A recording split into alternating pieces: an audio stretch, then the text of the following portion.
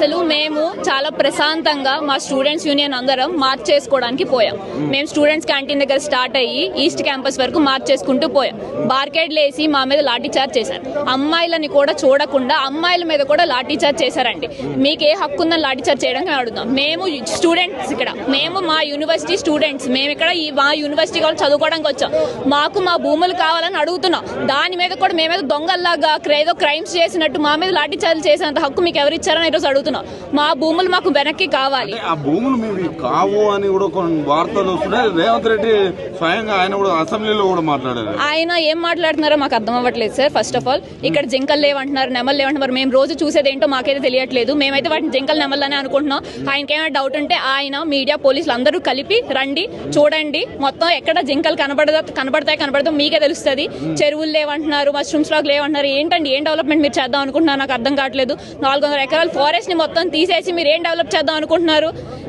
ఇంత పొల్యూషన్ ఉండగా ఈ 400 మన లంగ్స్ ఇక్కడ ఉంది మొత్తం సిటీ అంతటికి.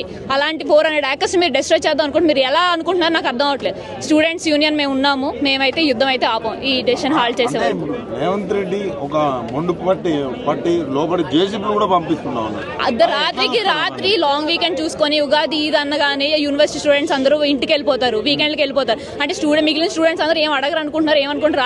రాత్రి బుల్డోజర్లు తెచ్చి మొత్తం అంతా క్లీన్ చేయించేసి ఏం చేద్దాం అనుకుంటున్నారు అసలు నాకైతే అర్థం అవ్వట్లేదు. మాకు దీనికైతే ఆన్సర్ కావాలి, మా భూములు మాకు వెనక్కి కావాలి. ఈ డెసిషన్ హాల్ట్ చేయాలి. గవర్నమెంట్ కి మేము ఏం చెప్తున్నాం అంటే ఏదైతే ఉందో ఈ 400 ఎకరాలని ఒకవేళ మాకు హెచ్సియుకి ఇచ్చేయండి, లేదంటే దాని నేచర్ అలా ఉంచేయండి. ఆ నేచర్ ని డిస్ట్రాయ్ చేయొద్దు. ఏదైనా వైల్డ్ శాంక్చురీ గానో లేకపోతే ఏదైనా నేషనల్ పార్క్ గానో దాన్ని ఉంచండి. హెచ్సియుకి ఏదైతే ఉందో మాకు కంప్లీట్ బౌండరీ కావాలి. ఇలాంటి ఎంక్రోచ్మెంట్స్ చాలా జరుగుతున్నాయి, ఇప్పటికే చాలా ఎంక్రోచ్మెంట్స్ ఉన్నాయి దీంట్లో. సో మాకు కంప్లీట్ బౌండరీ ఇప్పుడు ఏదైతే ఉందో మాకు చాలా ఎమర్జెన్సీగా ఉంది. అక్కడ లాఠీ చార్జ్ చేస్తున్నారు, ఆడపిల్లని కూడా చూడట్లేదు, నచ్చినట్టు ప్రవర్తిస్తున్నారు పోలీసులు. మాకు లోపల మీడియా కూడా లేదు, ఎవరు లేరు అక్కడ అట్లీస్ట్ కవరేజ్ చేయడానికి కూడా. మేము ఎవరికి చెప్పుకోవాలి? మేము స్టూడెంట్స్ అంటే మేము పొలిటీషియన్ బ్యాక్గ్రౌండ్ లేదు, మాకేం లేదు, మేము చాలా నార్మల్ సాధారణ స్టూడెంట్స్. మాకు ఆన్సర్ కావాలి. మాకు ఏదైతే ఉందో ఫస్ట్ ఈ డెసిషన్ అయితే హాల్ట్ చేయాలి.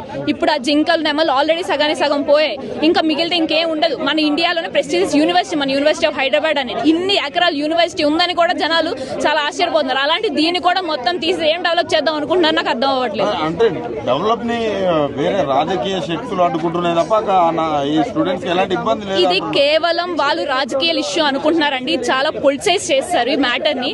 మాకు స్టూడెంట్స్ నేచర్ మాకు అది మాత్రమే తెలుసు. మాకు ఏ పొలిటీషియన్స్ తెలియవు, మాకు దేంట్లోనే అలాంటి. మేము హెల్ప్ అందరినీ అడుగుతాం, ఎందుకు అడగమండి? అందరినీ హెల్ప్ అడుగుతాం. ఎవరు చేసిన వాళ్ళు మాకు సపోర్ట్ ఉంటారు. సో ఏదైతే ఉందో మీ మీడియా వాళ్ళు కానీ ఎవరైనా సరే మాకు నేషనల్ సపోర్ట్ కావాలి దీనికి.